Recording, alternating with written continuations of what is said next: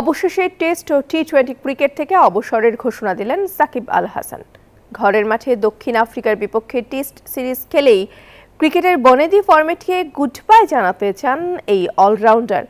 ভারতের কানপুরে দ্বিতীয় টেস্টের আগে এসব জানান মিস্টার 75। জানান আগামী বছরে চ্যাম্পিয়ন্স ট্রফি শেষে ওয়ানডে ফরম্যাট থেকেও বিদায় নেবেন তিনি।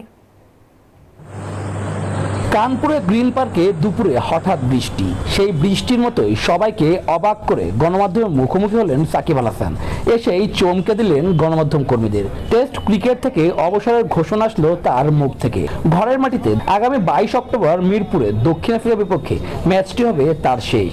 যদি সুযোগ থাকে, আমি যদি দেশে যেয়ে খেলতে পারি, মিরপুর টেস্ট হবে আমার জন্য লাস্ট, স্পেশালি টেস্ট ক্রিকেটে।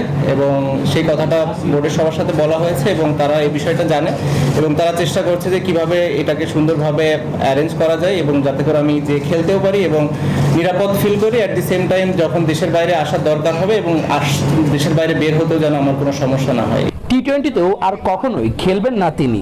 যুক্তরাষ্ট্র এবং ওয়েস্ট ইন্ডিজে শেষ হওয়া বিশ্বকাপে আফগানিস্তানের বিপক্ষে ম্যাচটি ছিল ক্রিকেটের সংক্ষিপ্ত ফরম্যাটে তার শেষ খেলা। আমার কাছে মনে হয় যে this is the right time move on করার জন্য এবং নতুনদের আসার সুযোগ তৈরি করে দেওয়ার জন্য। তবে আপাতত ওয়ানডে খেলা চালিয়ে যাবেন।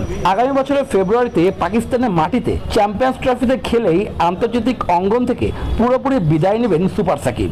আমি কিভাবে রাখছি এটা আল্লাহ জানে। আপনারা সবাই জানেন যে এটা কেমন ধরনের কেস ছিল কিংবা আমি ওই সময় কোথায় ছিলাম, আমার কাজ কি ছিল কিংবা আমি কি করছিলাম। আমার লাইফে আমি কোনোদিন আসলে নিজে থেকে কোনো ট্রেড করিনি। কেউ যদি এটা বলে যে এই ট্রেডিং নিয়ে কথাও বলেছি, আমাকে প্রমাণ দিলে আমি খুশি হব। টেস্টে এখন পর্যন্ত 70 ম্যাচ খেলে 4600 রানের পাশাপাশি উইকেট নিয়েছেন 242টি। বেশ কয়েক মাস হলো দেশে ফেরা হয় না সাকিব আল হাসানের।